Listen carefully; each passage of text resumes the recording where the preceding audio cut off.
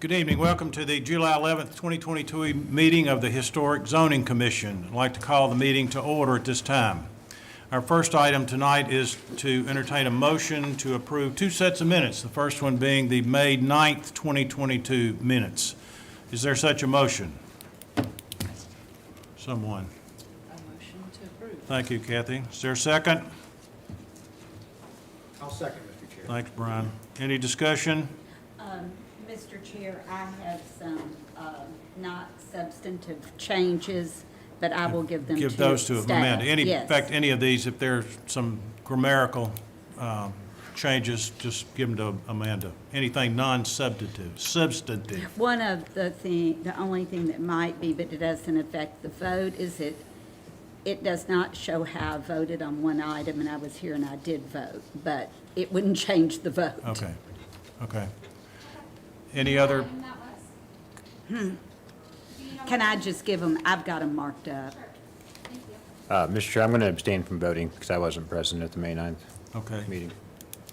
So we have Mr. Mann as an abstention on that one.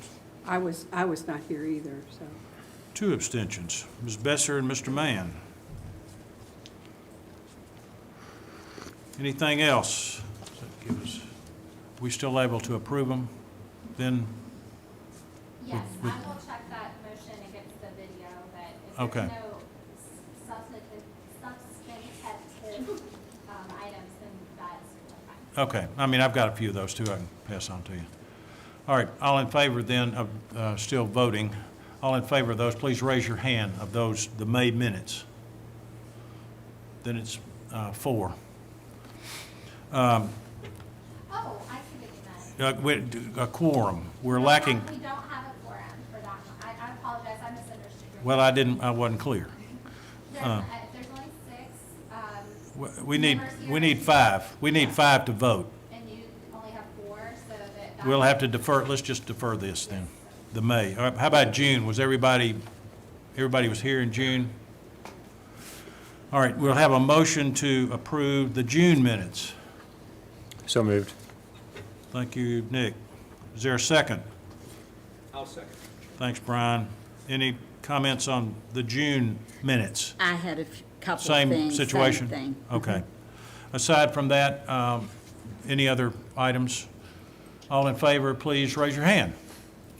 Unanimous. We've been a busy group, though, 42 pages of minutes for those 2 months. So that's a lot of time spent. All right, our next item then is announcements. Amanda? We have design review committee on Monday, the 18th, a week from today at 4 o'clock here in City Hall. I will be able to have that agenda out to you tomorrow. Right now, it's still, the application period's still open until this evening. We will have 5 or 6 items, I believe. I also wanted to get some hand raises, so anyone who would like a hard copy of the design guidelines, we'll be able to get those to you at DRC next week. Good. So I see 4. Okay, we will get that. I'm not using a hard copy anymore. I love the online version, but every now and then it's nice to have it right there in front of you at the meeting, so I thought I'd ask. I like it too, but I like the hard copy. I'm old. I love hard copy books. I hear you. Okay, And- I believe that's it. Kelly, do you have any announcements? I have a question. The meeting tomorrow, do you know how long that will last, the one about City Hall? Let me get with you about that after the meeting, so I can make sure I understand your question. All right, What meeting, ma'am? I'll talk to Susan about it Okay. offline. All right, thanks. Okay, are there any non-agenda items that need to be considered tonight? Not that I'm aware. All right. Now we're ready for citizens' comments on items that are not on the agenda. It's open for citizens to be heard on items not on the agenda. We make no decision, the Historic Zoning Commission makes no decision or consideration of action of these types of comments except to refer the matter to the planning director for administrative consideration or schedule the matter for Historic Zoning Commission consideration at a later date. Are there any such items? Okay, thank you. We're ready now for the consent agenda. Tonight, we have one item that's been recommended for the consent agenda. It's item 3, which is the wall construction at 424 or 428 and 428 Boyd Mill Avenue. This item would be approved by one motion adopting the staff comments as part of the approval. The items on the consent agenda will not be discussed. Any member of the commission or the public desiring to discuss an item on the consent agenda may request that it be removed and placed on the regular agenda. It will then be considered in its printed order. So for item 3, the wall construction at 424 and 428 Boyd Mill, is there a motion that that be approved under the consent agenda? So moved, Mr. Chair. Thank you, Brian. Is there a second? I second that. Thank you, Kathy. Okay, all in favor of that item being approved as presented, please say aye. Aye. Aye. Any opposed? Done. Item 3 is approved as presented. So we're now ready for item 1, consideration of preliminary historic zoning recommendation for modification of standards requests specific to signage, refuge area locations and screening, and additional square footage at 230 Franklin Road, the factory at Franklin. And I've asked Amanda just to deal with each item separately, and we'll consider those and then go to the next one. So there are 3 pieces to this item. Thank you, Mr. Chair. The Historic Zoning Commission provides preliminary recommendations to the Planning Commission and the Board of Mayor and Aldermen on development applications in the Historic Preservation Overlay, where certain contextually sensitive design features are entitled prior to the applications going to the Historic Zoning Commission for a certificate of appropriateness. The reason for that is we'd like to provide the Board of Mayor and Aldermen and Planning Commission with guidance on how the proposal would or would not meet the intent of the design guidelines before it is entitled. The applicant is seeking approval for select modifications of standards related to the location and screening of refuse areas, the creation of new square footage on the property, and signage. Again, the purpose of a modification of standards is to allow the consideration of a request to modify the development standard in a zoning ordinance, where it's determined that the modification would enhance the design of the development if the standards were strictly adhered to, where the conditions upon which the requests are being made are unique for that design intent for the development and are not applicable generally to the other properties in the community, and where that modification is consistent with the intent of Vision Franklin. So the applicant has been before the Design Review Committee to discuss this. I believe everyone is fairly understanding of the intent. The intent is to seek approval to provide alternative standards to those in the zoning ordinance so that the Historic Zoning Commission may consider those later at a COA stage. But by no means does the Historic Zoning Commission have to consider those later at a COA stage, where you are also considering the design guidelines that apply and can be more specific than the zoning ordinance in some ways. As we all know, this property is Storch Stowe Works historically, which is listed on the National Register of Historic Places, and it is part of the Franklin Road Historic District. So per the chair's request, I'm going to break this down into 3 analyses with recommendations for each one. So we'll start with the location and screening of refuse areas. You see that on the screen here. The proposal seeks to provide or request a recommendation from this commission on the placement of new areas on the site. Dumpsters are proposed to be located at Liberty Pike, these 2 here, and then also north of the site. The proposed screening is to measure 8 feet or less and to be consistent with masonry walls. The guidelines are not intended to be prescriptive or a comprehensive document that would cover all zoning considerations, like the placement of trash receptacles. So the guidelines are more general in the respect of where modern features and alterations should take place. The guidelines do note that site and setting alterations should not be undertaken in locations that are visible from the public view and detract from or overwhelm the context of historic districts. The proposal before you does note that the guidelines tend to support changes situated behind buildings and out of view. And in this case, the proposal, especially for the 2 locations at Liberty Pike between the historic buildings and Liberty Pike, the roadway, are in visible locations from the right-of-way and from views that are publicly accessible. The guidelines also note that fences and walls should measure no more than 3 feet in height in front yards, as principal buildings and front yards are intended to be more visible from public view sheds, where privacy fences and screening mechanisms are not intended to be.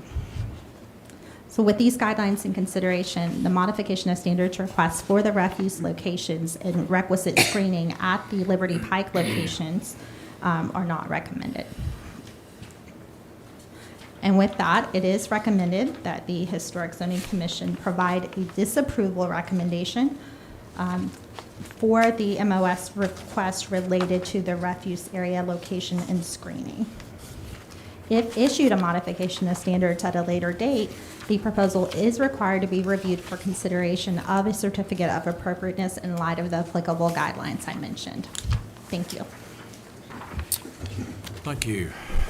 Applicant, your turn. Thank you.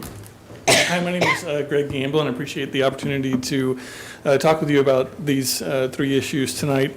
As Amanda mentioned, we have filed for a planned unit development revision to the Planning Commission and the Board and Mayor and Aldermen. Through a planned unit development, we have opportunities to request modification of standards, to add additional square footage, and to address the uses that are within the building, and are doing that through this planned unit development. Amanda, if you don't mind just going back 1 slide for me.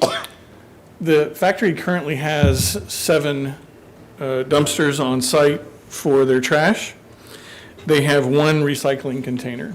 We would like to add additional recycling containers to the factory in order to encourage that. If they're not made available, they're not used. The dumpsters that are on the property today, primarily located toward the back of the building, do not have any kind of screening associated with them. They're more or less just dropped into the parking lot. Until about 2020, there were 2 dumpsters that were located along Liberty Pike, shown in the yellow box here, one directly across from Jamison Station, and then one just a little bit closer to Franklin Road. The factory currently picks up trash once a day from these 7 dumpsters and the recycling container. They're not at full occupancy in the factory, and we do anticipate the need for more containers. We're looking to have 4 locations where the screen enclosures have 3 containers apiece in them, 2 for refuse and 1 for recycling. These dumpster locations, specifically along Liberty Pike, were certainly used by the Music City Seafood and some other businesses that were located on this side of the building that have since closed or have changed their business as a result. And so the need for those 2 dumpsters during COVID, during the pandemic, were not as important. But as we start to program and see new restaurants coming in and energizing these outdoor spaces with outdoor dining and seating, we see the demand to have some refuse areas distributed around the campus to be vitally important to the operations of the factory. We did study expanding the exterior walls of the factory buildings in order to create enclosures adjacent to the architecture, but really felt like that was too much of a compromise with the existing historic structures and the integrity of them, and stepped away from those. We also have made proposals to make site improvements that will actually enhance the pedestrian experience around the factory to achieve pedestrian connections from the factory out to the public streets. We recognize that what we're proposing is in the frontage, but it's not on the Franklin Road frontage, it's on the Liberty Pike side. If you don't mind going forward a couple of slides for me. This is an illustrative showing the masonry structure that would be no taller than 6 feet, and a proposed landscape plan. In our DRT submittal, we showed a more, formal, more rigid landscape plan. It was suggested maybe it be a little looser, and so we're responding to that with this illustrative.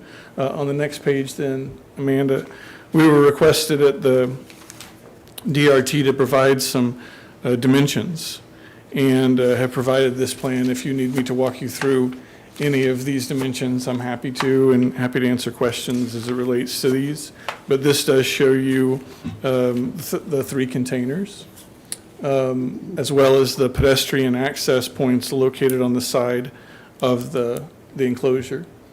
On the next screen then, it was requested, what do you think that the doors are going to look like? This is for illustrative purposes only. I want to stress that we understand tonight's vote is a recommendation to Planning Commission. We have to bring the final design back to you for certificate of appropriateness prior to submittal to Building and Codes Department for construction. So this is high level. This is an inspirational image, metal frame, wooden doors, and a masonry structure that would be 6 foot in height to hide the enclosures beyond. These enclosures would be applied at all 4 locations, front, back, anywhere that we have refuse containers located at the factory. So not just along Liberty Pike, but around the entire campus. With that, happy to answer any questions that you may have. Thank you. Are there any citizens that wish to comment on this portion of the application? Hearing none, need a motion from the commission on this part. Refuge area locations and screening.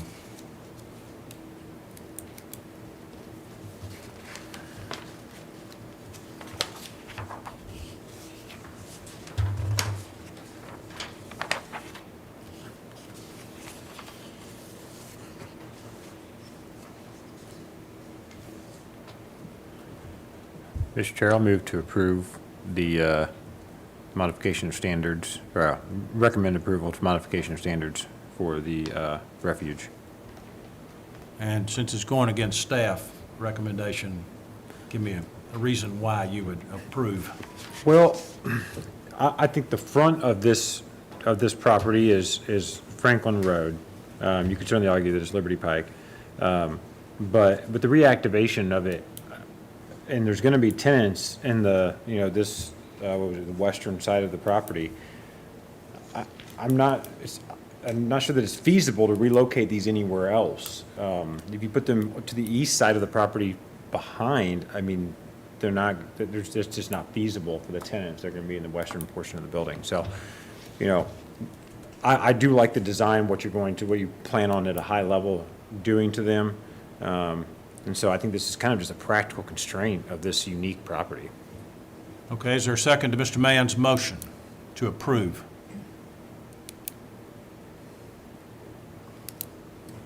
I would second that. All right. Thank you, Kathy. Discussion. I do have a question regarding the sidewalk. So if I read the actual drawing correctly, it's about 9 feet 6 inches from the masonry wall of where the dumpsters will be located to the public sidewalk. Yes, sir. And with that distance, or the proximity of that being so close, What about odor and pests? How would that be managed or addressed? Sure. Benton, do you want to speak to Yeah, that? well, it's part of the quantity was also set up so that we could have enough capacity so we could, we don't have a lot of picks throughout the day, but we would have at least one pick every day. So you would have dumpster pickups every day. And then I think what you'll see with the COA application is there will probably be a hose bib there too for general cleanup, and yeah, maybe some power to kind of deal with things. But you know, we will have we actually do have a garbage or refuse consultant, and they actually going to have, it's because the site's so big and because you know it's such a big project, we will have kind of a VIP kind of access to trash cleanup. So the intent is that it'll be a kind of a high level cleanup. So. Another thing I'd like Would to- you mind, for the record, stating your name and affiliation? Oh, Yeah, for the millions watching on TV. sorry. Benton Smothers with Holiday Properties, representing the owner. Thank you. I would like to add too, for restaurants in particular, that normally if you have a standalone restaurant, barbecue restaurant, et cetera, whatever, they're responsible for making sure that their containers are kept clean. This is a unique instance where you have a property manager on site that will really be able to respond in a much more productive and better way than just those standalone restaurants that would typically be out there. They're managed. Yeah, it's an expense. It's an expense that pass through, and it's shared throughout the overall site, but it's a common managed deal. I also noticed in the application, well, I guess it's not really application, but in the information provided to us, it uses two words, dumpsters and compactors. So would there be a compactor in that location as well? We are evaluating that. It may or may not. What we are sizing right now is the max that we think we need. And so we wanted to make sure when we're asking for an MOS, we know that we can work within this. But in reality, what we're going to be doing is looking and seeing if we can do compactors in some areas versus dumpsters. It's really it's a capacity question. So that's where power and whatnot would come in, but it's possible that there's at least one compactor, and what we've been talking about is probably in the back parking lot and not on the front, but yeah, it would, we're looking at both scenarios. Thank you. Anything else? All right, we've got a motion to approve then the recommendation which is different from what staff recommended. So all in favor then of the motion to approve, please raise your hand. Okay, we're 3-3.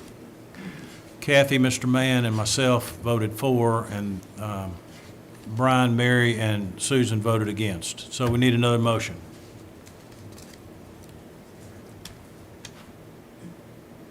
That poses a problem. Okay, is there another motion? May I ask another question? Yeah, sure. So we know we're talking about a masonry wall that's being proposed. So I heard 6 feet a while ago, but I think for the modification of standards, it's actually 8 feet. The Am I- modification of standards request does say 8 feet or less, and so I did hear the 6 feet as well. You may want to clarify, Greg. Sure, the 6 feet was discussed at the DRT, and when we bring the final designs back to you, they will be at 6 feet. Now, we have to write the zoning ordinance according to the words and language that's used as a part of the zoning ordinance.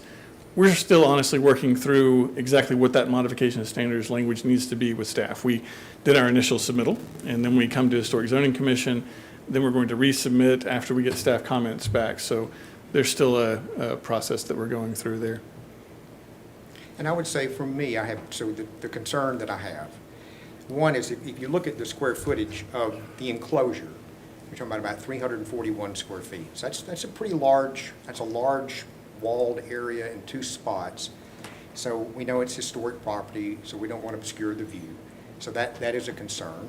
The second one is a pedestrian. I mean, I walk everywhere I can. And, you know, walking by dumpsters and things like that, even in alleys here in Franklin. I mean, you know, you want to walk a little faster. Maybe that's good. Pick up your pace a little bit. But it just seems to me that those two issues, I'm not sure that's what I'd like to see on Liberty Pike. And I'm wondering have you considered, if you didn't have that location, where else could you put it? And what other types of services could you supply to those restaurants as a site manager to move their trash, let's say, more to where you have the others on the backside of the property? Yeah, well, it's, we did think about carts but then there's the issue of where do you put those? Likewise, those are, you know, moved probably a limited amount of times during the day. They're really like smaller dumpsters, and so they have the same effects as a dumpster. You know, they could leave a trail, they could smell, and so putting them close to the buildings is also, you know, offensive. So, and also finding a place to do it, because, you know, really when you're looking at that site plan, that southern perimeter of the building is really what we've all, you know, been targeting for restaurant and really high activation, a lot of outdoor seating, you know, around the water tower, kind of going all the way around to, you know, where Honest Coffee is.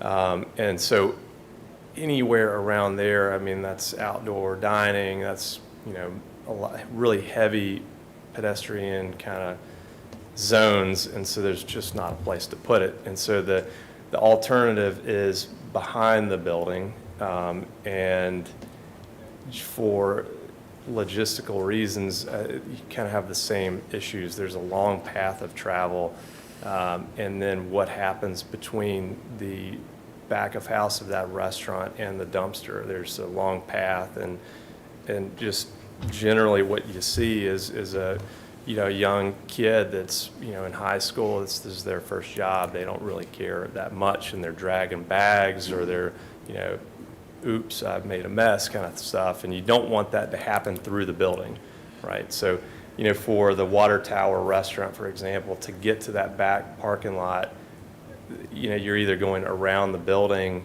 or you're going through the building. And if you're going around the building, well, how do you do that? You've got carts. Where are you going to put the carts? There's just no place to really put them in some of these areas that's not right on a public seating area, or in front of the building. So, you know, it took a lot. There was a lot of discussion internally about what to do logistically.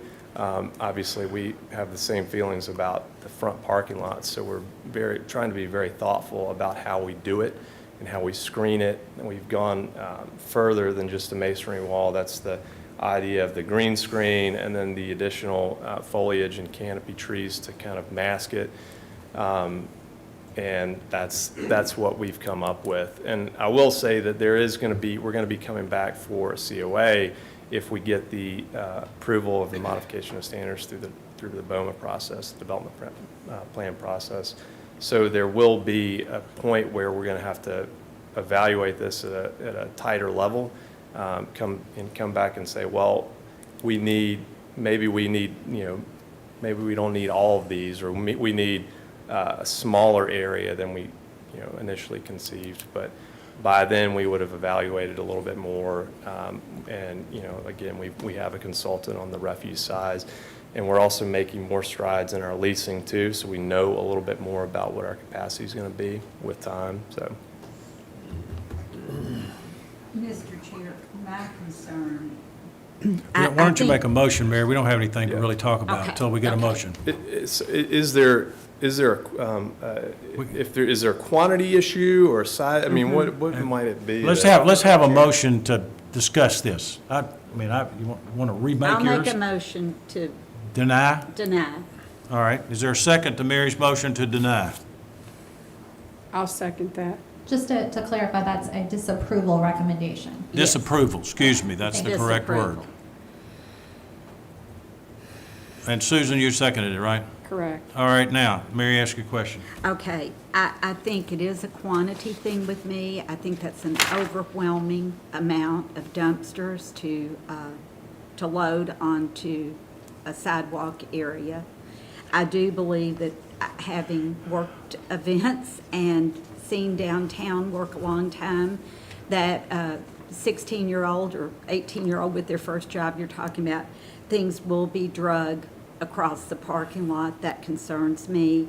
I would just need to understand that it wasn't going to be this many, that I can understand that you want to service a restaurant. I don't know how many are going to be on there, but it feels to me like you're meeting the trash need for a lot more than is right here. So, Wait a minute. Is there any, we'll ask you something in a minute. But Brian, do you have a question or comment? Nick, do you have anything to add? Anybody else?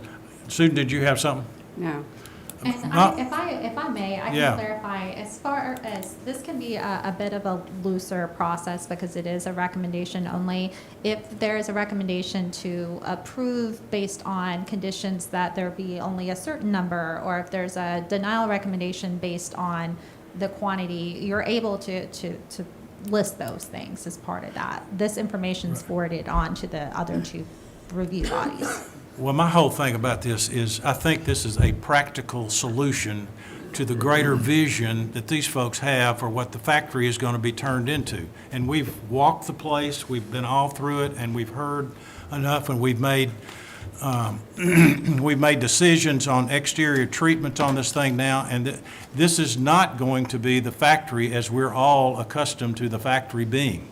And I think that what you've got here is and what you just got through saying, Benton, is exactly correct. Now, it may not be that you need this many refuge containers, be they recycle or be they full dumpsters or compactors. But at this stage of the game, this is what you see right now. And that can change. And when something changes and you come back to us for a COA, then it may be different.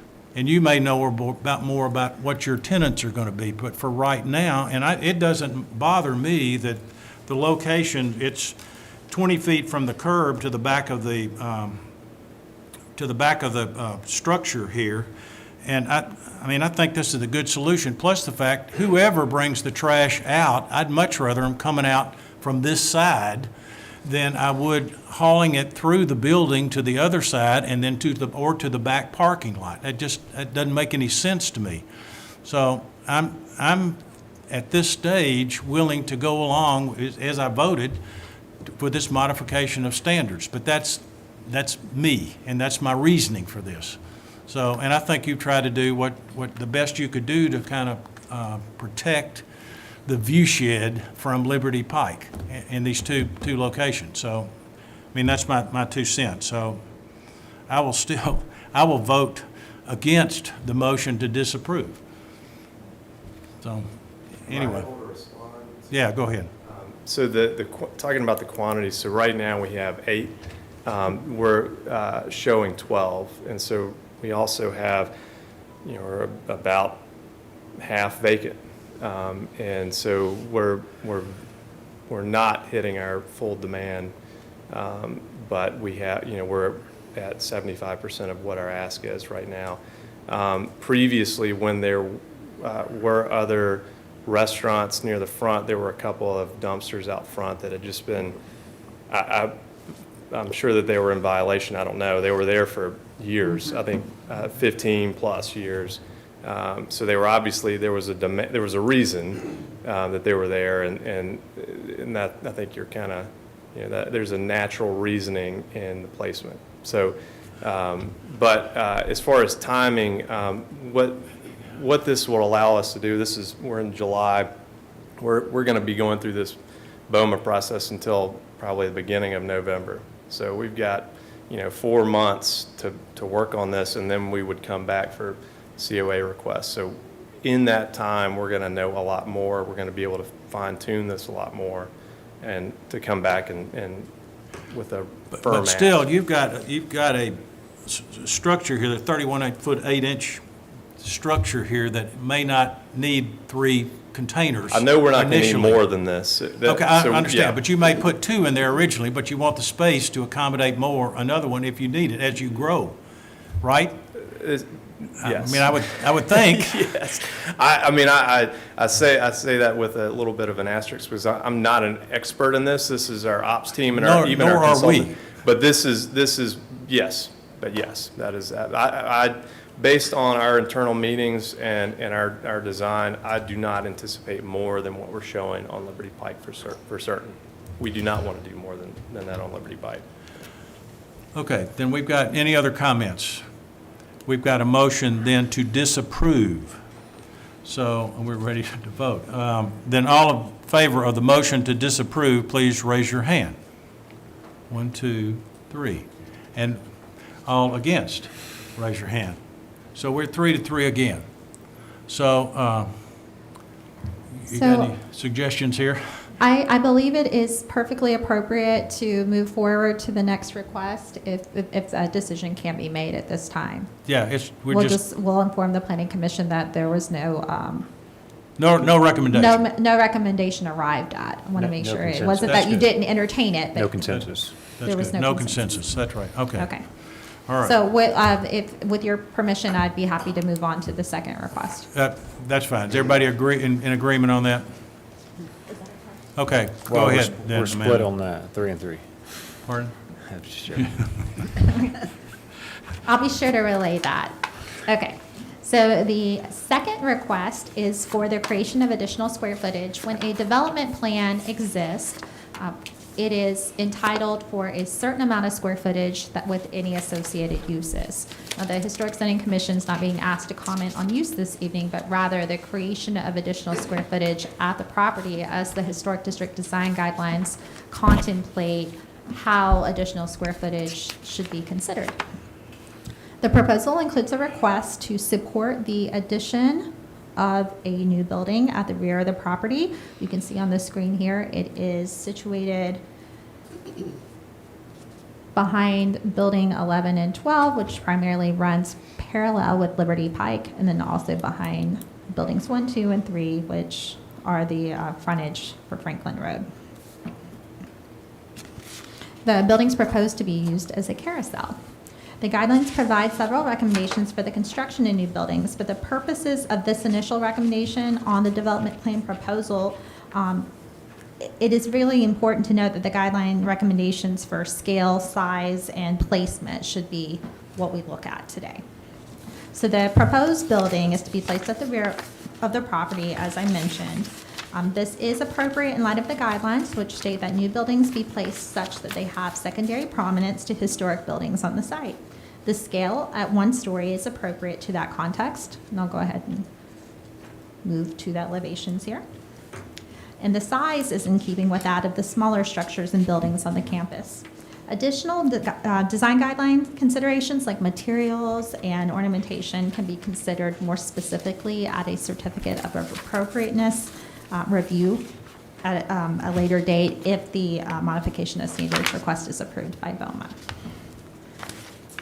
So with that, it is recommended that the Historic Zoning Commission provide a favorable preliminary recommendation because this portion of the application generally meets the intent of the design guidelines in relation to scale, placement, and size.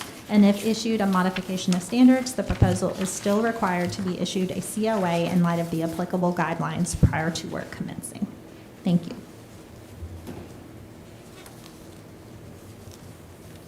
Hi, everyone. Gina Emanuel from Centric Architecture. I'm not used to being first up, so this is a nice change.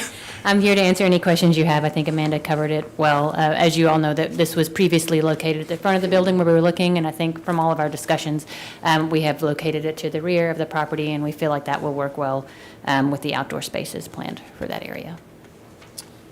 Okay. Are there any citizens who wish to comment on this portion of the application? Hearing none, need a motion then from the commission. Mr. Chair, I move to recommend to the Franklin Planning Commission approval of the additional square footage in the carousel at the factory. Thank you. Is there a second to that motion? Second. Mary, thank you. Any discussion? I do have one question, and that, I think that's more directed to staff. Why would this require a modification of standards? The request is to modify the previous approved development plan, which sets the amount of square footage of enclosed space and used spaces on the property. So a request to add additional square footage modifies that development plan. Because the Historic Zoning Commission is asked to provide recommendations on modifications to standards in the historic districts, this one is coming to you as well. But of course, you would review this as a Historic Zoning Commission for a COA, as you would any other building that comes in the historic preservation overlay at a later date if that development plan is approved. Does that help answer? It does, thank you. Okay, you're welcome. Any other comments? Ready to vote? Did somebody I was have? just going to say, I appreciate the applicant's responsiveness to the DRC process. Thank you. Okay, ready to vote. All in favor of this, please raise your hand. Unanimous. Thank you. Thank you.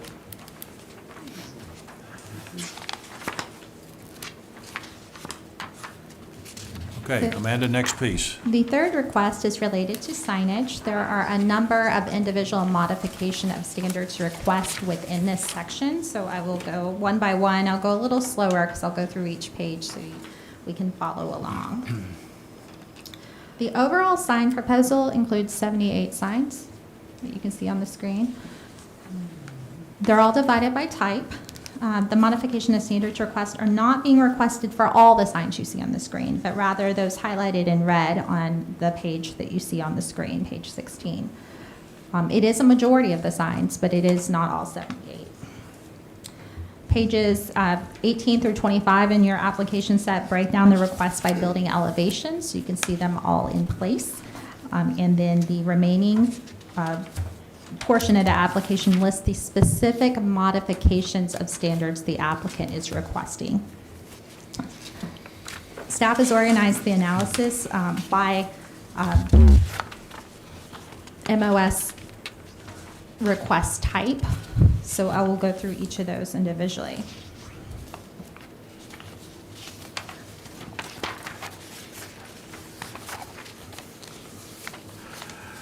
So the first modification of standards request is related to signs in general, specifically the proportion and shape of signs. Per the Franklin zoning ordinance, signs shall not be irregularly shaped. The proposal seeks to revise the standards of the ordinance for this property to allow signs to be the shape of an item that is representative of a tenant or a retail business, which may include a motif, a logo, a symbol. This request is not specific to any one sign, but as listed on the exterior elevations that have been provided. So it appears that the request is being made to apply to any signs on the property. The guidelines are not intended to be a comprehensive zoning document to cover all zoning requests, such as sign shape, and the guidelines really address things like sign placement and size, materials, and count. Most of the listed sign types included in this application are primarily defined in size as based on building scale. Since most of the applicant's photographic examples shown on the screen here are small projecting hanging signs, and that sign type is more defined in size than others, meaning that it's not, the sign type itself is defined by a maximum size, and not, that size isn't calculated by the building scale itself. It's defined in the zoning ordinance as being a maximum of 4.5 square feet regardless of building size. It would be appropriate to allow modified sign shapes for those 4.5 square feet sign sizes because it doesn't relate to the overall size of the building itself. If the guidelines were adhered to, there would be no irregular shapes. If the zoning ordinance were adhered to, that's the same as well. And on a wall sign, for example, where a sign can be sized in relation to the square footage of the linear width of the facade, then you could produce an irregular shaped sign that's very, very large. But whereas a small projecting sign is a maximum that's defined, then the irregular shape would be a maximum size that we would all know and contemplate before it was installed. So for that reason, the planning department would be recommending that the modification of standards request specific to sign shape and proportion be approved for small projecting and hanging signs only, like many of them you see here on the screen. These three, this one, this one, this one, this one, many of them are.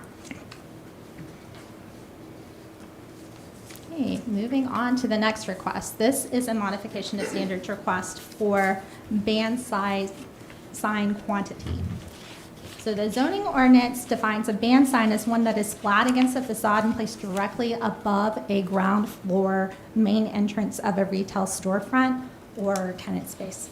It runs horizontally. In historic buildings, there's typically, like you see here, a place that's really designed to place such signs. The architectural detailing and ornamentation allows for that.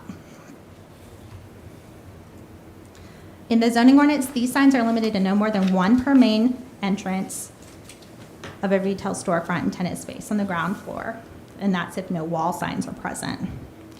The proposal seeks to allow for more than one band sign per building along the same facade. 6 band signs are proposed in the sign package, and they're shown in green on that elevation set. Staff evaluated all those, and you can see that on the report here. There's 2 signs specifically that do not appear to be band signs because there does not appear to be sufficient wall space above the windows to allow for a band sign as defined by the zoning ordinance.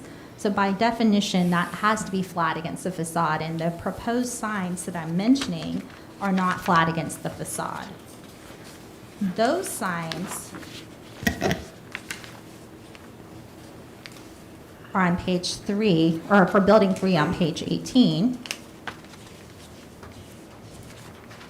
And again, they're in green. You can see here, and I'll zoom in as best I can. This is facing Liberty Pike. There's one area where there is a place on the wall to allow for it. These 2 signs appear to be on the HVAC screening that is on the rooftop of the lower level of the building. So by definition, these 2 green signs are not band signs, but rather potentially wall signs or even roof signs, which is a prohibited type. So in that case, these 2 signs cannot be supported. If the applicant would like to change the request to seek larger hanging signs in these locations, from hanging from an eave, for instance, that is at the lower level of the building instead of putting it on the HVAC screen, that may be considered.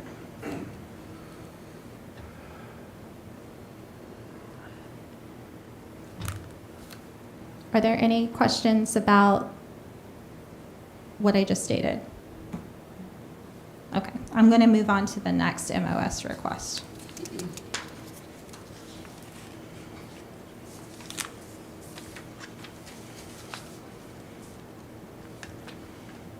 Okay, this one's specific to canopy sign location. Per the zoning ordinance, canopy signs are those which are attached to the front face of a canopy that is attached to a building. Canopies are permanent and not completely enclosed structures, which may be attached to a building for the purpose of providing shelter.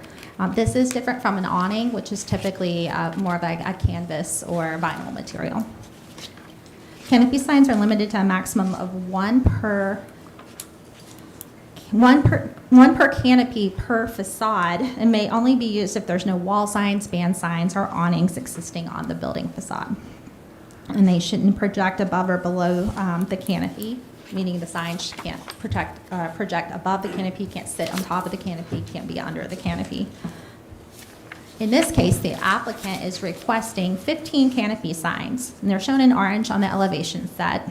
They have all been evaluated in the staff analysis that you have, and they are generally supported. The Design Review Committee of the Historic Zoning Commission was generally supportive of the proposal for modification of standards request to allow for signs either above or below as defined specifically by this document.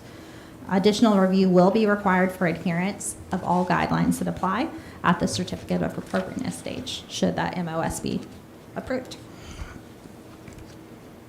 The next request is for a modification of standards for the size and the quantity of small projecting arm signs, like those you see on the screen. Per the ordinance, small projecting or hanging signs are signs that are hung from beams, brackets, or poles, and that are projecting from poles and brackets from the building. They're limited to a maximum of 1 per building main entrance, in addition to other building signage, and may measure up to 4.5 square feet.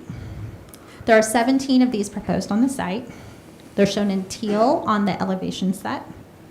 The proposal seeks to allow 1 projecting arm sign per tenant along the same facade, and for the signs to measure 6.5 square feet per side on the alleyway locations, which would constitute 12 signs.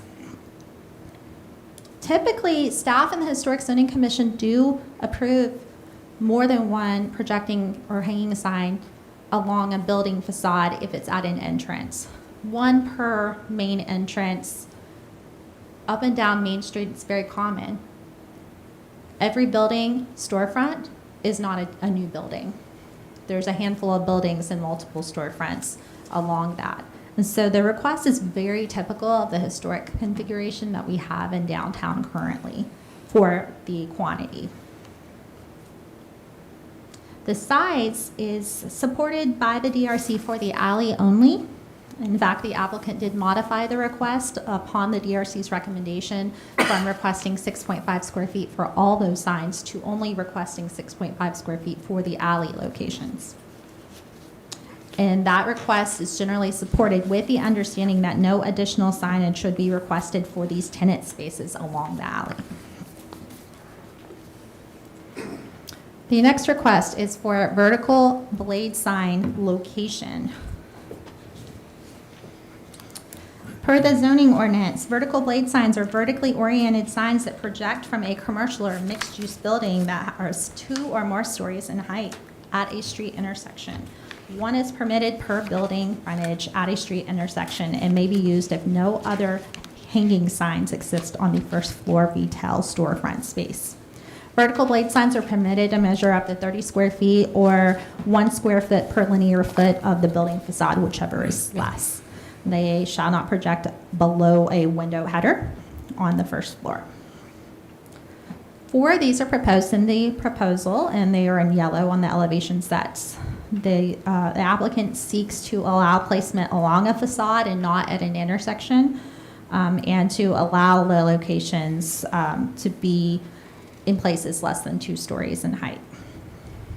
The guidelines recommend that one use traditional sign placement to enhance architectural elements of a facade and to select locations and placement that complements the building and other buildings in the district.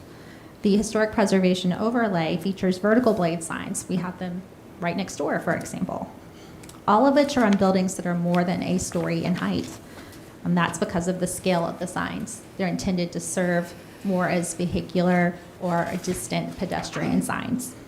Small projecting signs, like the ones we just discussed, are intended to be used in lieu of large vertical blade signs like you see on this screen for lower stories, where tenant entrances may have limited wall space to allow for band signs or wall signs. So this request is not supported by staff. The next request is for the quantity and location of wall signs. The ordinance states that wall signs are signs that are flat against a building facade and they're mounted or applied directly to the building.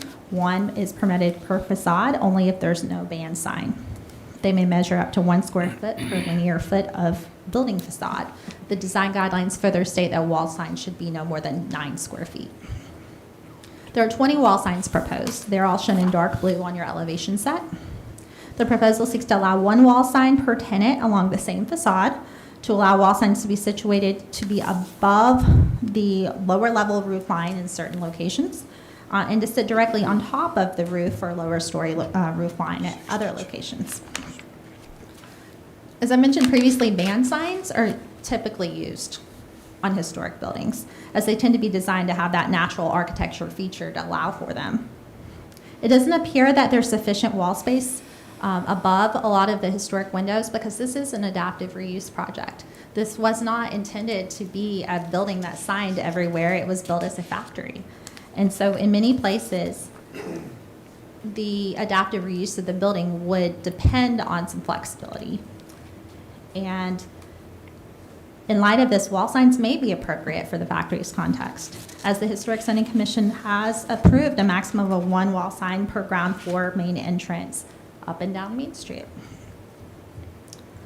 Now, the application isn't clear in every circumstance where a wall sign is proposed to extend above the roof line, and that's very important for the commission to know. Through correspondence with the applicant, staff has ascertained that signs 50, which is on page 22, and I'll go to right now.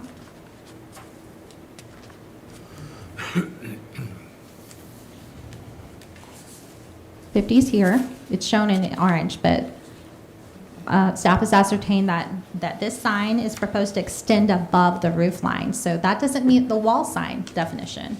A wall sign has to be flat against the building and directly applied to the building. This is extending above the roof line. And that 62, which is on page 24, is also potentially extending above the roof line or even sitting on the roof. These 2 locations are appropriate in light of the context. The staff finds that they are. Wall signs are generally supported by the DRC, so additional review of rooftop placement or extension for any of the other signs would really need to be reviewed case by case at a certificate of appropriateness stage. But for the purposes of this MOS, it is recommended that these 2 signs, number 50 and number 62, actually be considered as appropriate, although they may need to be considered as a different sign type. They're just simply not wall signs. Okay, moving on. The wall sign request is also for quantity and size. I believe I've addressed that pretty well, but I'm going to go back just to make sure. This is specific to the water tower. The DRC does support this request, as does staff. So I know this is a very complicated request, and thank you for bearing with me, but I do have a recommendation for you that you, again, are welcome to modify. These are all numbered, so if you want to include some and not others, you're welcome to do that. The request is that the recommendation is that the commission provide a favorable recommendation for the sign package with the following conditions. The conditions being that the modification of standards request for sign shape and proportion be supported for small projecting and hanging signs only. That the band sign quantity request is supported with the condition that band signs 5 and 6 be removed. And I believe that's where I should have spoken a little bit more clearly.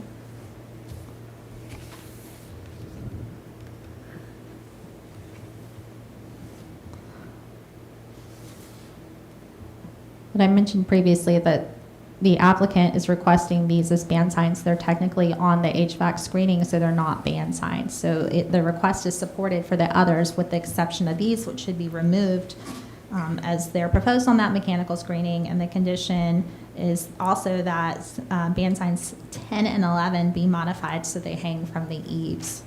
10 and 11 are shown here. As you can see, this is on building 3. This is fronting Franklin Road directly. There is no space for a band sign here.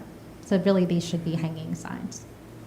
we would not want to support obscuring windows, and I don't believe it's the applicant's intent to do that.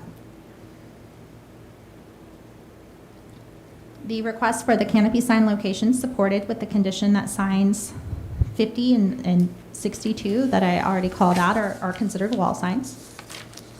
The request for the small projecting arm sign quantity and size be supported as submitted. Again, that is for 6.5 square feet on the alley side. That's 12 signs along the alley, and the remainder to be 4.5 square feet and to allow more than one on a wall facade.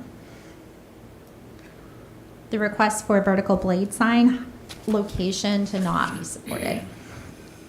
The request for wall signs location and quantity and size be supported, with the exception again that signs 50 and 62, previously noted as band signs, be considered wall signs. And that those are the only two signs that extend above the roof. The request is entirely tied to this proposal that you see in front of you, with no additional signs proposed beyond those shown on this application.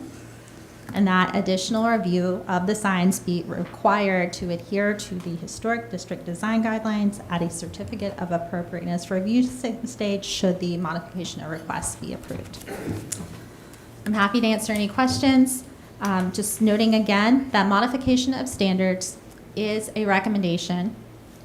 The commission is not bound by today's preliminary recommendation or by any of the approved modification of standards if and when the applicant requests a COA.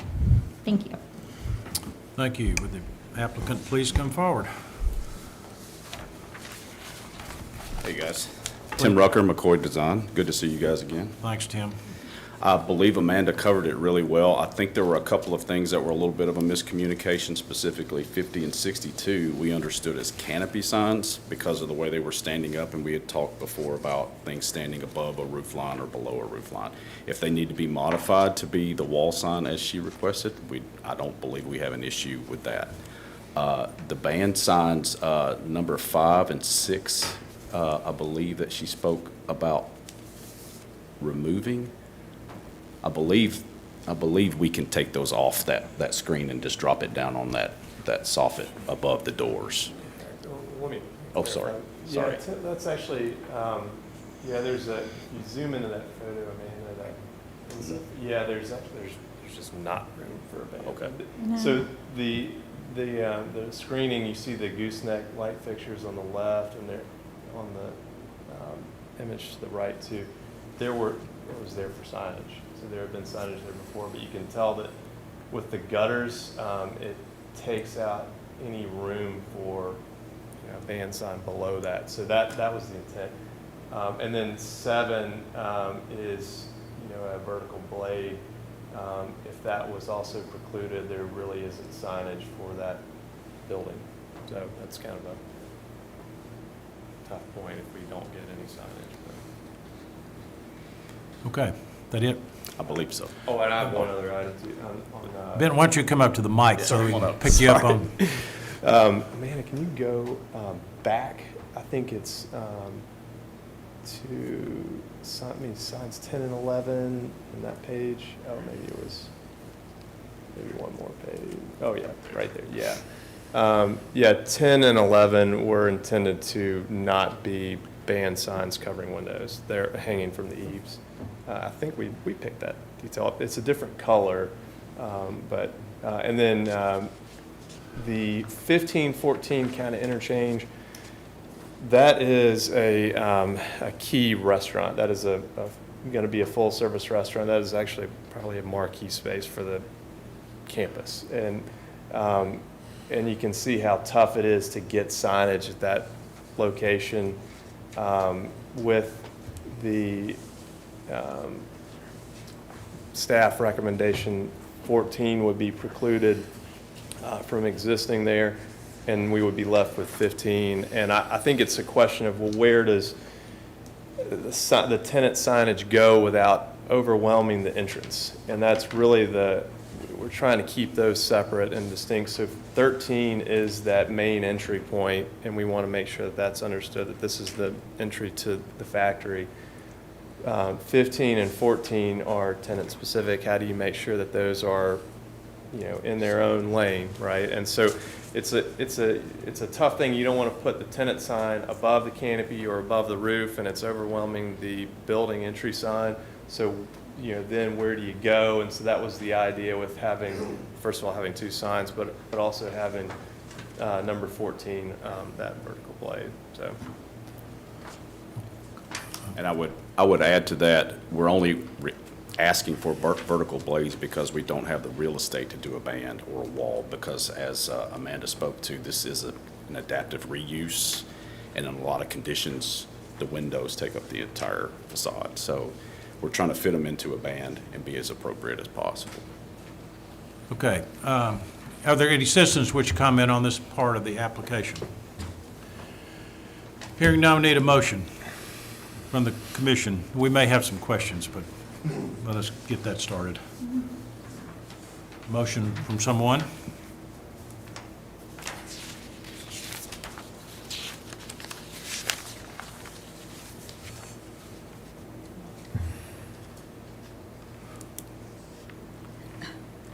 Mr. Chair, I move that the Historic Zoning Commission provide a favorable recommendation for the MOS requested relating to the creation of new square footage based on staff analysis and recommendation with conditions.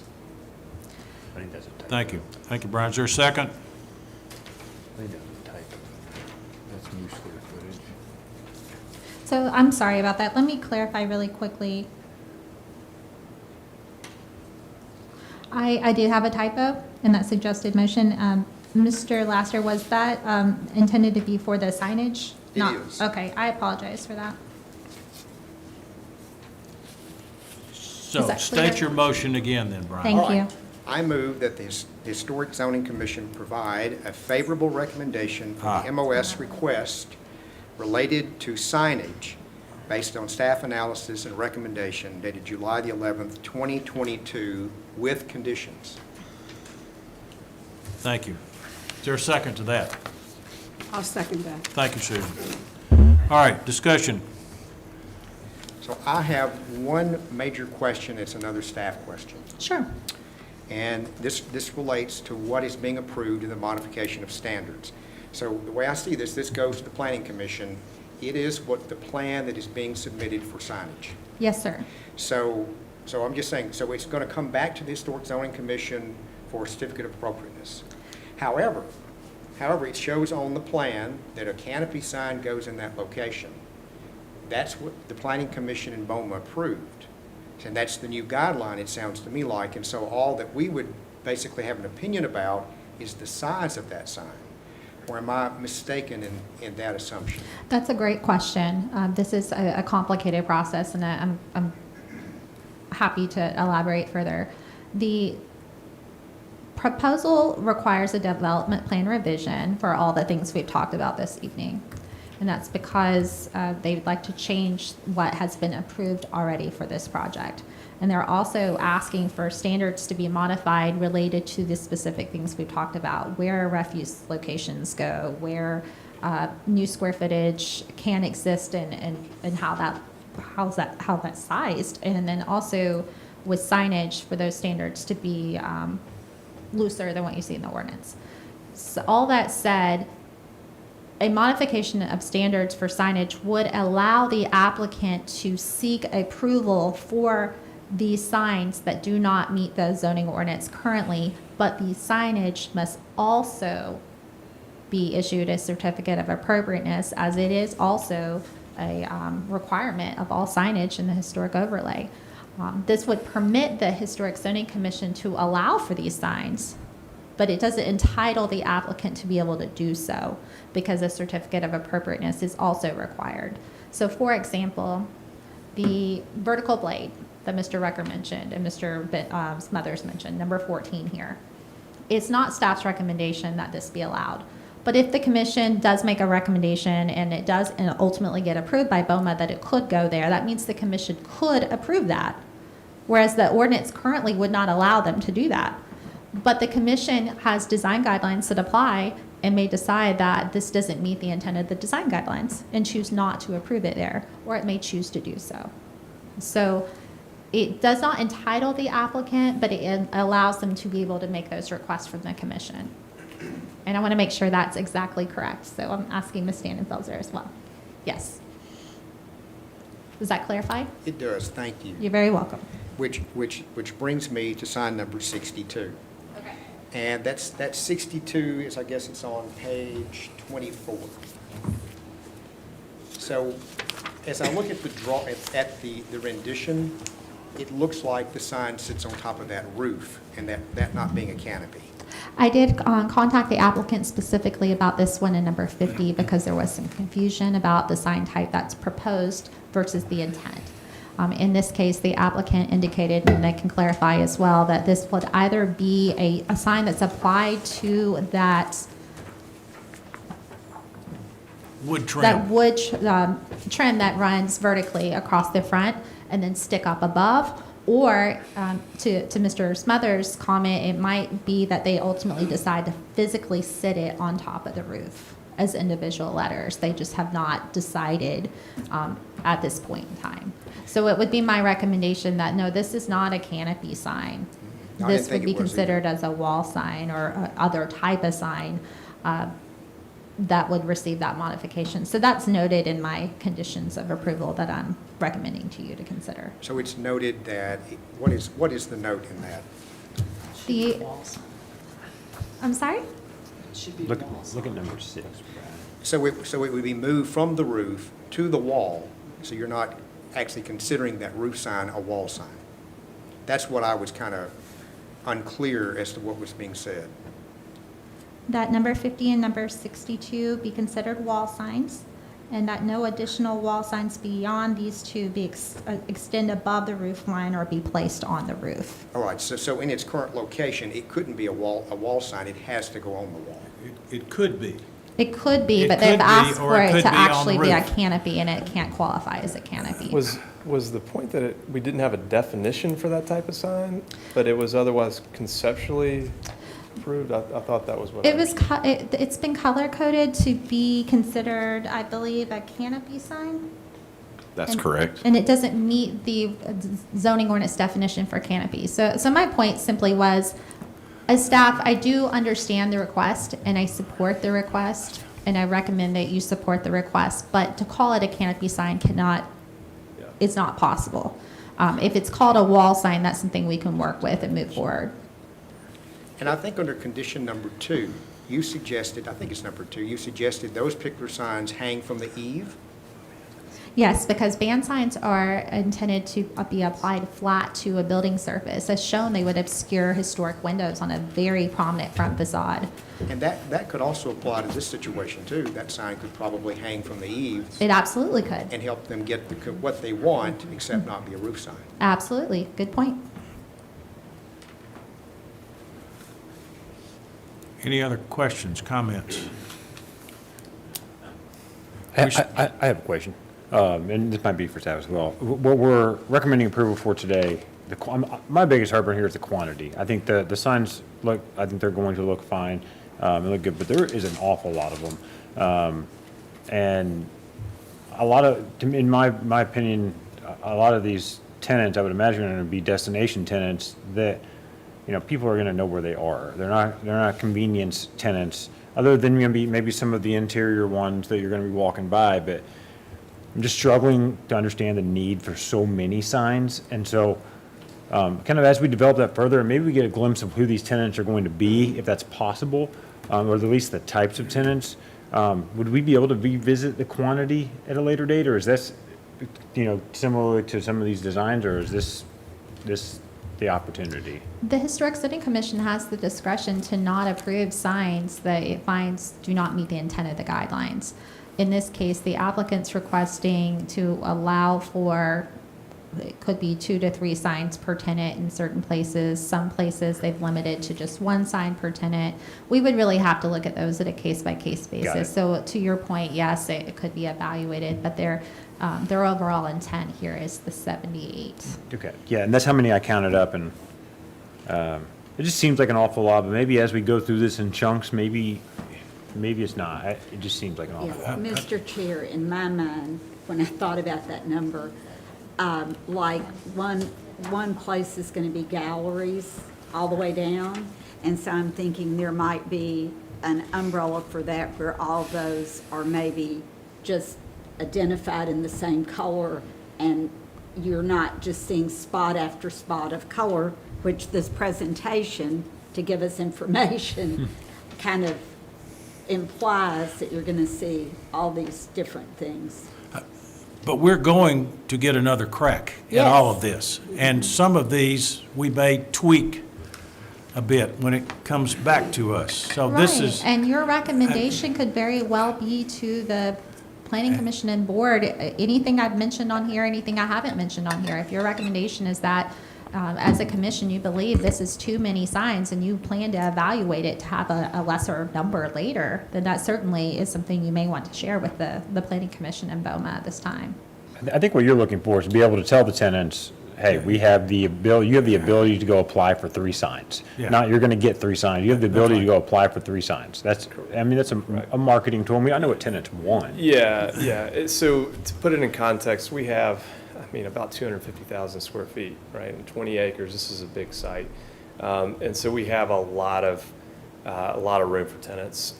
You're not seeing any signage that's interior. By and large, a lot of the storefronts are interior storefronts, so we do not need to go through a BOMA or a Historic Zoning Commission process on those. So you're just seeing exterior. Another stat I wish I could pull off is how many of those 78 signs are wayfinding and yes. project specific that we control. A lot of them, probably I don't know how many, if it's the majority or not, but a lot of them. And so, and then the others, the tenant specific, are you're seeing where the tenant has an exterior door or some type of exterior facing frontage. We don't want to overwhelm the facade of the building with, or litter it with a lot of, different signs. We want it to be, in good taste. So there's a little bit of that, but so we're asking for what we think we may need, hoping that we don't need that many. But the process is going to unfold, and once we get through development plan process, assuming we get the modifications of standards that we are requesting, we're going to come back to you all. Probably in the first tranche will be a owner project specific package. So it'll be a comprehensive package that Tim has been working on that covers everything, stuff that needs the MOS, stuff that doesn't, but it's a comprehensive package for the site. It'll have a lot of wayfinding and building entry. And then with that, we will show you, kind of include all these tenant signs that we think, we need to. This is 4+ months away, so we'll have a little bit better read on it by then. But you're right. I mean, we don't want to have each business, when they come in, they're going to apply for their signs. So we're not going to go and build 78 signs, right away. They're going to come in when a business moves in, and that business may need 1. They may need the 2 that we're asking for. We're trying to give a little bit of flexibility on the front end so that you guys are seeing, kind of the max and you're not getting surprised. But at the same time, we don't want a tenant that needs signage to be surprised on the back end too. So we're trying to be transparent and show you what we think is reasonable from our standpoint and what we would like to see or can stand seeing and what we think the tenants need. So, but with that said, we'll be back for COA on the building stuff. I would like to talk about it more then too, on the tenant side too, so we're not surprised. But So let me ask a question. On the tenant side of things, who will be coming before us, y'all or the tenant? Well, usually it's the tenant. So I know they're usually, what but we I'm- had talked about in DRC level is there some level of blanket approval that the commission can grant on guidelines, and provided that a tenant comes in with a package, they submit to us who approve, and we have to rubber stamp it before it, and this is actually a lease requirement. Any signage that a tenant wants to put on our building, they have to have approval from us for it before they even can apply for permit. Before they apply to permit, they're going to staff Amanda and her team to get approval. And it would be nice if every business did not have to flood the Historic Zoning Commission for every And we've done that COA. before. We've done that before. But with approval of the staff level. Long story short, every single sign shown on the screen would either require historic zoning approval or could be eligible for administrative approval. So every sign would see the planning department, and if it cannot be approved by the planning department administratively in accordance with the guidelines we've set, then it would come to the commission. But I believe it's Benton's intent to have an internal review, internal to them, before it ever comes to staff or the commission, because they will have some standards in place that coincide with the standards of the city. That's right. That's right. We'll do that anyway. We do that on interior signage as well, but, yeah. Okay. Any other, Susan? Did you look at other places that are like this to see what kind of signage they did? Are there any precedents for this? Yeah, we have some images in the package. There are a couple of good ones in Atlanta that are adaptive reuse. Ponce City Market, we've used that name a lot around here. West Side Provision is another one. It's on the west side of Atlanta. There's some images in here of that too. But yeah, it's, we use Ponce City because it's a really big scale, sort of like this one too, these are all historic adaptive reuse projects. So, Thank you. yeah. Anything else? We've got a motion on the floor then for a favorable recommendation. Then, do you have a comment? It's for signage only? Yeah, signage only. This is signage only. This is the last of the three. So, all in favor then of the favorable recommendation as Brian motioned, please raise your hand. With conditions listed. With conditions, yes. Please raise your hand. Thank you. Unanimous. Thank you all. Thank you. Okay, that's all tonight for the factory. All right, our next item is the BGA recommendation.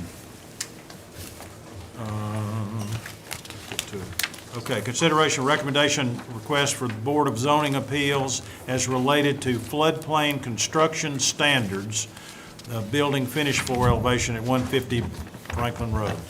Thank you, Mr. Chair. The applicant's requesting a formal recommendation from the Historic Zoning Commission to present to the Board of Zoning Appeals is related to the zoning ordinance requirements for the building's finished floor elevation, should substantial improvement be undertaken at the property. The Commission's seen a couple of similar requests in the recent past. Essentially, the amount of proposed investment into a property triggers substantial improvement value, which in accordance with the zoning ordinance requires that elevation of the entire structure to be elevated to no lower than 1 foot above the base flood elevation if the structure is to be used in a non-residential way. This is for floodplain located properties such as the subject one. The applicant's requesting consideration of a variance from the Board of Zoning Appeals to keep the building's finished floor elevation as it sits currently in order to maintain the building's historic status. This building is the location of Battleground Academy.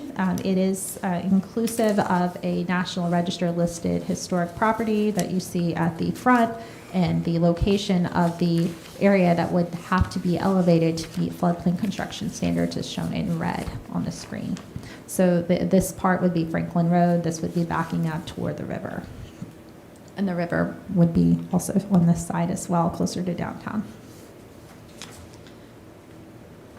Section 17.6.5 of the zoning ordinance does allow the Board of Zoning Appeals to hear and decide requests for variances from the requirements of the floodplain construction standards section. And specifically, that variances may be issued for the repair and rehabilitation of historic structures upon a determination that the proposed repair and rehabilitation will not preclude the continued designation as a historic structure, and that the variance is the minimum necessary deviation from the requirements in order to keep and preserve the historic character and design of the building. This follows the recommendations of the National Flood Insurance Program, of which the city is part. The school campus is the site of that Cox House, as I mentioned, circa 1891, listed on the National Register. There is a large addition that we all are familiar with at the back to accommodate its adaptive reuse as a school site. The applicant is provided these floor plan documents as well as the elevations here that show the areas affected by the floodplain. Annotated elevations and photographs demonstrate how these portions of the building would look if elevated to meet those requirements of the zoning ordinance. The guidelines do not comment on elevating buildings and only comment on the foundation height compatibility as related to infill construction. While the original and historic portions of the building do not appear to be affected by the floodplain presence, the foundation height required for the affected areas in red without issuance of a variance may be consequential to that historic resource, in that the additions would have to be demolished and rebuilt with significant measures put in place to ensure the structural stability of that historic structure, to ensure that it's not compromised. The increased foundation height, while not extraordinary, would also be difficult to reconcile with the finished floor elevation of the original and historic portions of the building in a manner that meets the intent of the design guidelines. So with that, it's recommended that the Historic Zoning Commission provide a favorable recommendation to the BZA with the, for the maintenance of the building at its existing finished floor elevation, with the following notes: that the proposal to maintain that finished floor elevation as it exists is more sensitive to the architectural qualities of the historic structure, presents the least amount of adverse impact to the structure, and presents the least amount of adverse impact to the context of the overall district. That any proposed alterations to the building, including but not limited to the placement of flood vents, the location of exterior HVAC and plumbing, all come to the preservation planner or the commission for review and approval. And that issuance of a Board of Zoning Appeals variance is required prior to work commencing. Thank you. Thank you. Mr. Cross. Good afternoon. Jim Cross with Oversight, representing BGA, the owner. Kent McLaughlin, our architect's here with me as well. We really appreciate Amanda and staff working with this very important issue for BGA. Also appreciate the fact that they're recommending approval. So for sake of time and to keep the number of pages in your minutes to a minimum, I will answer any questions that you might have. Respectfully request your approval. Thank you. Are there any citizens which comment on this application? Otherwise, need a motion from staff, from the commission. I move to approve a favorable recommendation to the BZA for the building finished floor elevation request with all staff comments. Thank you, Mary. Is there a second? I'll second it. Oh, got Kathy. Kathy, raise your hand. I'll second it. Discussion. I don't think there's ever, I don't know there's ever been water in the floor elevation I of that building. Told so- Amanda today, I've seen 2 floods and nothing Me close too. to it, so. Mr. Chair, can I add one thing to the staff comments, which is positive, is that there are no other additions or changes to the building that you have not already seen prior to date. So this was it's just like it is. Got it. Thank you. Thank you. Good comment. Okay, no other comments here? No, I'll just say that I'll support this because I don't see, this seems to be purely a paper issue of being Technicality. dollars increase, really no increase of likelihood of flooding, it's just an increase in cost. So I'm not following the correlation there to cause you to raise the rest of the building a foot. So that seems illogical. Okay, all in favor of the motion to grant a favorable request to Board of Zoning Appeals, please raise your hand. Done, unanimous. Thank you very much. Thank you.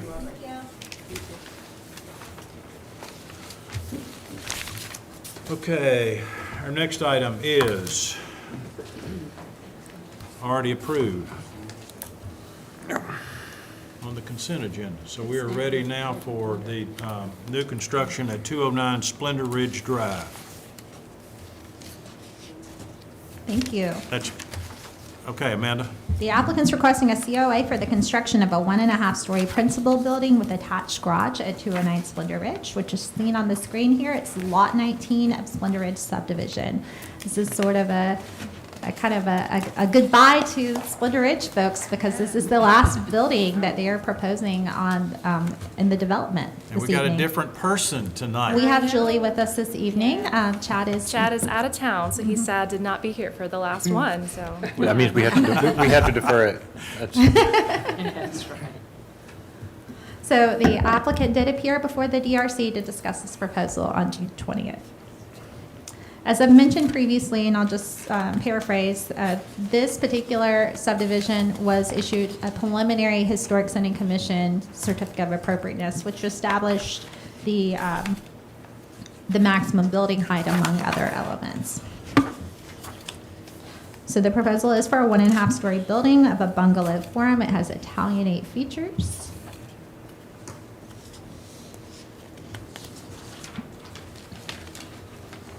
The garage is located behind the main form of the house and is oriented so that its doors face toward lot 18, which is to the right as shown on the screen here. The conceptual streetscapes were provided to provide information on the building's placement and context, as well as the topographical changes from the street grade to the proposed building finished floor elevation. The proposed scale of 1.5 stories is appropriate for Splendor Ridge and is consistent with the development's preliminary COA. The proposed ceiling height is taller than recommended by the guidelines at 11 feet, but it is consistent with those recently approved on the same street. The height at approximately 31 feet 10 inches from finished floor is consistent with the development plan's preliminary COA and with the recommendations of the DRC for a transitional height and scale toward the existing neighboring development at Harpeth Meadows behind it. The materials are listed as a brick body and foundation, fiber cement siding of a 5-inch exposure, brick base at garage, cast stone window headers, wood porch columns, brick chimneys, asphalt shingle roofing. All of these are consistent with the guidelines. The one thing I want to spend a little bit more time discussing is the garage, as that was a point of conversation at the Design Review Committee meeting. The applicant is proposing to attach this garage at the rear and right of the principal structure, oriented toward the street at the end of the driveway. Well, it's oriented toward lot 18 at the end of the driveway. And the guidelines state that in areas where historic garages are generally detached, they should be, and in attached garages should be designed so that they appear to be located at traditional locations behind the rear plane of the main form of the house or otherwise not visible from the street. This proposed configuration does appear to meet the intent of the guidelines as viewed from the street vantage point. As you review it dead on, you don't really see the garage. It's attached at the rear, as are many of the garages on the opposite side of the street. Because the rear facade of the garage faces left, however, and I'll go back so you can see that. You see on this screen, it's probably about page 5 of your proposal, that when you pull into the development, you're looking at it from this photograph here. This is where you pull into the Parsons Place into the development. You're seeing actually the rear facade of the garage, which is facing left because of the way the garage is situated. The proposed configuration, while it does appear to meet the guidelines, that rear facade faces toward a public street and there's no fenestration on it. So it is a bit awkward. A rear garage facade usually doesn't need fenestration, whether that's doors or windows, but because this rear elevation faces a very public vantage point, it does appear odd that it does not have any sort of fenestration, but rather appears very blank. Because of that, the inclusion of fenestration or treatment that provides the appearance of such would be more appropriate than the blank lower level facade here. The building coverage is at 33.7, which is consistent with the guidelines, and the applicant has addressed the DRC's comments by providing the height of the garage form in relation to that of the house, demonstrating the intended grade from the front porch, indicating that a rail is not required on the front porch. providing renderings to demonstrate the appearance of the garage form from the development's entrance, as you see on the screen here, and relocating the proposed chimney from the left elevation to the rear. So with that, it is recommended that the Historic Zoning Commission approve the proposed new construction with the following conditions: that the applicant amend the rear wall of this garage, as seen on the screen here, so that it either includes windows or doors or a treatment that provides the appearance of that, and that the alteration be submitted to the preservation staff for review and approval prior to a building permit. The chimney caps must meet the design guidelines. The windows must be submitted for review and approval in light of guidelines, and that any changes come forward to staff or the commission for review and approval before moving forward. A note from Building and Neighborhood Services I wanted to include is that the HVAC location needs to be included on the plot plan when they move forward for a building permit. Thank you. Thank you. Welcome. Well, thank you for having me. My name is Julie Pogeros. I work with Ford Builders with Chad, who's not here. And I just wanted to address staff's comment about adding fenestration to the back of the garage. We do plan on adding 2 faux window panels on the back of the garage to address that, so it's not blank anymore. Great. And I'm happy to answer anything else. Thank you. Any citizens wish to comment on this application? Thank you. Seeing none, hearing none, I'll take a motion from the commission. Kathy? I make a motion, I move to approve with conditions a certificate of appropriateness for the proposed new construction at 209 Splendor Bridge today, July 11, 2022. Thank you. Is there a second to Kathy's motion? I'll second that. Thank you, Nick. Discussion? Any comments? I think you said, how tall is the garage? The garage is about 6 feet lower than the house, So that'd make it it's 24? Yeah, about 25 feet tall. Yeah. Okay. Any other questions? Ready to vote? All in favor, please raise your hand. Unanimous. All right. Sold. Thank you. Thank you. Thank you. Thank you. So just to clarify, that was approval with conditions, and that was motion by Yes, Kathy? with conditions. Okay, motion by Kathy and seconded by, Me. Nick, thank you. tell Chad we missed him. It's the simplest one we've had. So Okay. I apologize, there does not appear to be anyone here for item number 5. Nope, that's not. So we'll move on to item number 6, which is consideration of something, of alterations of porch enclosure materials modification at 725 West Main Street. You do not look like Bernie Butler, so, no. All right, the applicant's requesting a COA for the enclosure of an upper-level porch located at the foremost left facade of the building at 725 West Main Street, known as the Arlington.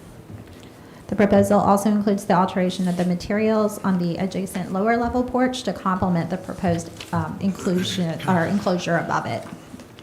The proposal represents alteration of a previously approved new construction project.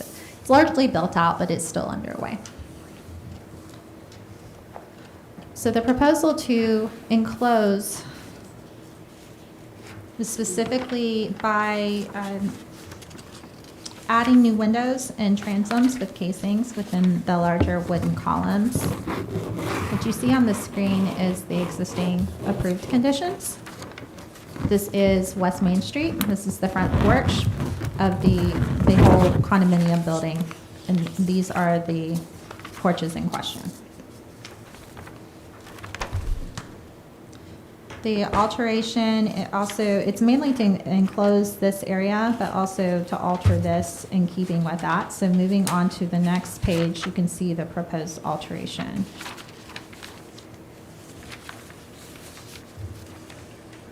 The guidelines for new residential construction recommend that one design rear and side porches to be subordinate in character to the front porch and to use designs, materials, and scale in keeping with building character. One should also consider the location, proportions, supports, and ornamentation relative to historic porches in the district. for alterations to non-historic residential buildings. And see, our new guidelines have that spelled out specifically. It's really exciting. The guidelines recommend that details and ornamentation be designed to minimize the impacts to the historic district. So while the intent of the porch enclosure is understood to address a severe health issue for the occupant and can be supported, the means by which the porch is proposed to be enclosed does not entirely meet the intent of the guidelines as reviewed by staff. The subject property is a non-historic building. It's an infill condominium building designed in the federal style, as you can see from the photograph here. The architectural style is typically symmetrical and delicate in its classical ornamentation. The proposed porch enclosure location is highly visible from both the street in relation to the front porch, and is markedly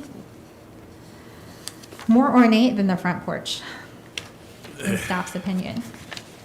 As originally approved, the side porches help break up the heavy mass created by the building's length and the use of the masonry materials. The introduction of simulated window lights and heavier columns at both porches decreases the effectiveness of that massing break. And it also, because it's more ornate than the front porch, could also be impactful to the historic district. The enclosure of the porch is supported. It would perhaps be more appropriate to enclose with glass in a configuration that is more consistent with the configuration that was approved originally, with minimal horizontal and vertical framing members, to have that blend more seamlessly with existing architecture. Draw less attention to the fact that it is the only porch that is enclosed on a long facade that includes a lot of porches, that just happens to be right next to a front porch, and would be less impactful to not only the building itself, but the entire district. This is a very large project within a primarily single-family residential neighborhood, so it has created a lot of impact on the district as it is. And so, you know, we need to be very delicate in how any additional alterations are done that could impact not only the building, but the district itself. So it is recommended the commission deny the proposal. And it is very important to note from Building and Neighborhood Services that emergency escape and rescue openings are required from each sleeping room. So window sizes weren't included on the plan set. Minimum opening of 5.7 square feet is required. So enclosure of a porch cannot take place unless there is egress. So I've got Mr. Tosh here from Building and Neighborhood Services who could speak more to that. But in theory, the guidelines would not support this, and it may be that these building code couldn't support it either. Thank you. Okay. Would the applicant please Yes, come sir. forward? Great to see you guys. It's been a while. If it's okay with the chairman, I'd like to pass out some new documents. That's fine. And identify yourself for the, I'm sorry, yes. for the TV. Mike Hathaway with 906 Studio Architects. Thank you.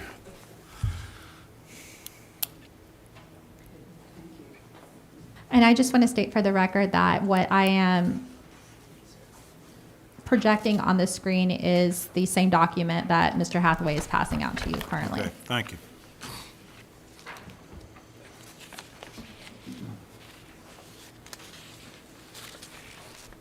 I have it, so I'm good. Thank you. I am projecting what Mr. Hathaway sent to me today. Yeah, I that's- don't, That's the most current. What I wanted to share, a couple things. After we got the report back from Amanda, we thought, well, how do we communicate better what our intent is? I think some of it was just misunderstanding of our intent. And you know how when, as I remember as a commissioner, when you see drawings and sometimes line weights can change how heavy something looks versus not, other things like that. So we went back to review how we could communicate better what the owner's intent was. And Amanda was pretty clear in that this was a direction from a buyer for that top unit on the first floor, or on the the front of the building on the second level, that unit wanted to enclose their porch because of health issues. So we were looking at how best to do that, and no doubt, being a federal style, this is definitely typically symmetrical, but if you know that building, it's really not fully symmetrical. There's a symmetrical piece in the center, then there's an addition basically on the left side that is what is your access to the garage below. So it sort of lives a little bit asymmetrical, as if there was a story for that house from day one. So what we're proposing is to take an existing porch and infill it, much like you'd see in a lot of additions. You've probably seen those come to you before for other historic homes. So we're infilling that second level with windows. The windows, to address the code issue, is their casement, operable casement. So those will be fully egress in order for someone to be able to get out of those windows. So we definitely understand the need to comply with egress, and we'll be providing for that in the submittal to the city for building permit. So architecturally, if you have been there, you know it's a very long building.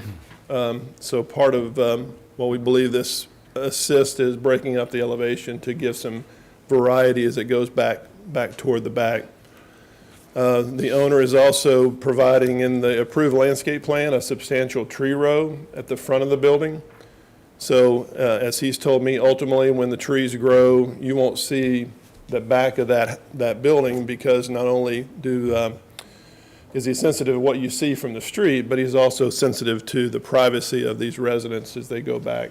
So that's part of the intent, and we'll provide some screening of that. The tenant I should say, the owner who's buying that ground floor unit on the front has requested privacy on that ground level, so that's why we're proposing a brick base instead of a typical iron rail for the porch. We're changing that into just a solid brick base for privacy when she's sitting out there by herself. So that's, again, driven by a tenant or an owner request for us. And then the facade of that porch is already set back. And I know Amanda probably didn't communicate again very well this to Amanda, but in the details of that, really not adding much ornamentation. The cornice line of that porch is exactly as it was originally approved. The floor line between the first level and the second level is as originally approved. Really all we're doing is infilling between columns on the second level, adding a little panel at the bottom because we don't want the windows to go all the way down to the floor. And then on the ground floor, again, we're just in between the existing columns.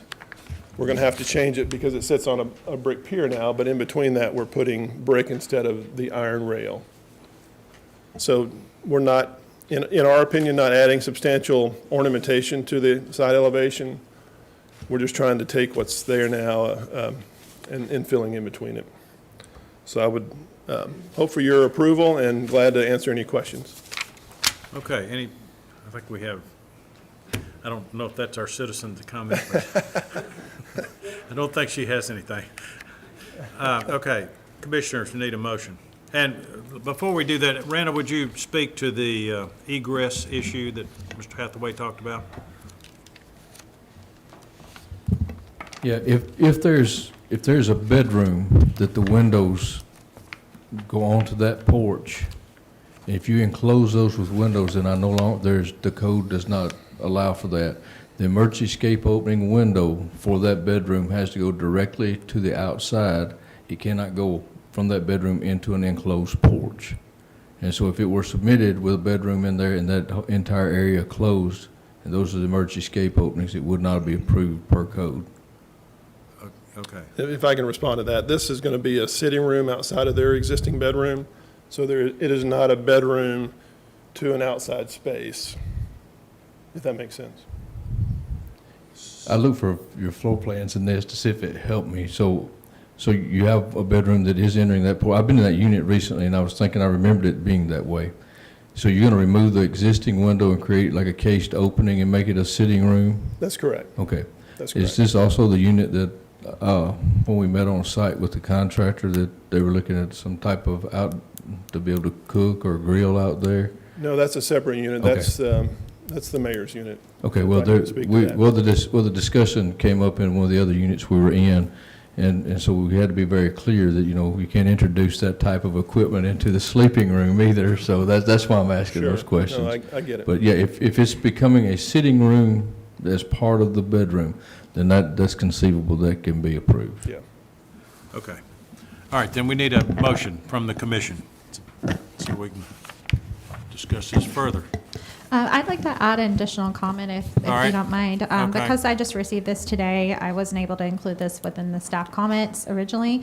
But if you look at what's on the screen, I do want to note that if the commission does decide to approve, I'd like for the commission to look at the final column on the bottom level, which is appears to be brick, whereas the drawing with the sketch paper, it looks like that's a wood column.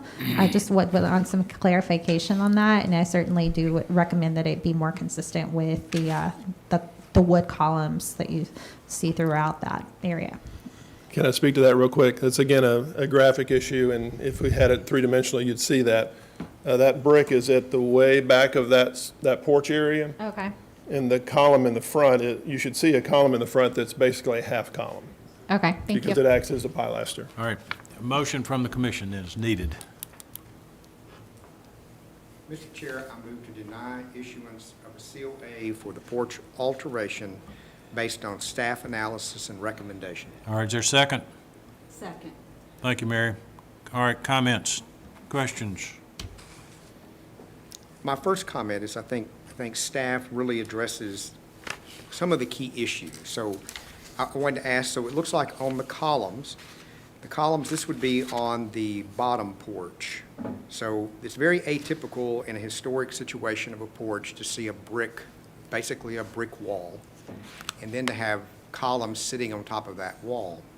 So I notice these are 10-inch columns. What are the size of the columns on the rest of the porches that I'm seeing? They're the same. All we've done is we've taken the existing, what would have been built, we took that same size and just put it on a pier and a brick wall in between, just to provide that privacy she's asking Because for. what we're seeing in the graphic, they appear differently. It I may mean, just be a visual difference, maybe one of those optical illusion, but it is exactly the same size of what's there now, or what would be there now. It hadn't been completed.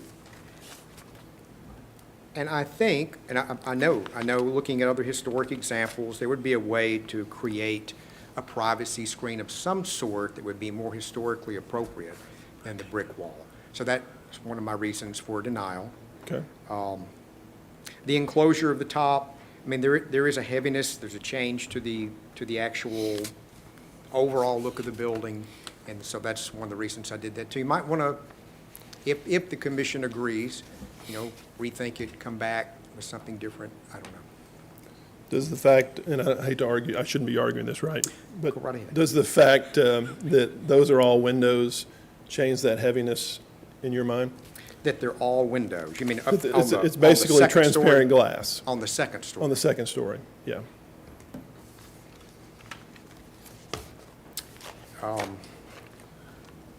I'd have to see something different. Okay. Mary? Mr. Chair, my reason for seconding to deny is we've got a very deep stone base on this building. And then to set brick on top of it, to me, is going to even exaggerate that solid foundation. And I feel like that when this project was approved, we approved an incredible amount of massing. And now to start adding to that massing, I'm not going to be able to support that. I feel like that if this person were to get this modification, we could expect it's a very good way to add square footage to a downtown property that's expensive. And I think that you're going to see a lot of others come in and ask for that. So those are my reasons to not support it. On the bottom, if it were something that were not solid, there could be something as simple in my mind as, behind maybe just wood railing, something. I think there's just other ways to approach that. Any other comments? Ready to vote? All right, then all in favor of the motion to deny, please raise your hand. It's unanimous. All right. Thank you, Mr. Hathaway, always Thank you, good to see guys. you. Thank you. Same here. Are there any other items Yeah, we probably come should. before the commission? If not, I'd like a motion to adjourn. We would need to take action on item number 5. Would you like to defer it, or would you? Oh. I don't know that we necessarily have to. I'll defer to Bill I on don't that. think we don't have to defer it, do we? They didn't Defer. show up, so. Okay, I just want to make sure. We very rarely have that happen. No, no, especially with this kind of a project, so, anyway. But Mr. Chair, I thought it was a requirement of the city that there be a representative of the project here. Well, they're not here. I know. I thought that was a I just asked council. The bylaws state, and I can't remember off the top of my head, I can look up the bylaws to see, but I know in the past, because we've updated our bylaws very recently, but in the past, it was requested, but not necessarily Okay. required. I can look at that if you'd like for me to, but the commission can choose not to hear the item if there's no one here to respond to any questions. But you don't want to hear it, do you? I mean, I don't. I think the new bylaws say that a representative must be Must be here. present. Okay, well, yeah, but The new bylaws say that the commission will defer or deny an application if the applicant is not present to represent. Yeah, So it may be imperative to defer. I would If that's move what to it says? defer. all right, move to defer then. I make that motion. I'll second. All right, I mean, deferring, to be clear, deferring puts it on your next agenda. Yes. Because you have to Yes. defer to a date certain. So it'd be defer so to that'd be the August meeting. And I have a Ms. Pierce and Mr. Laster? Yep. Okay. All right, all in favor of the motion to defer, please raise your hand. Unanimous. Thank you. Anything else? Amanda, you got any other? I do not. All right. All in favor, please say aye. Did anybody make a motion? Brian did, I know, he's got a smile, and Susan seconded it. Uh-huh. So Mary did, so, all right. All in favor, please stand as you're able. Thank you We're all. adjourned.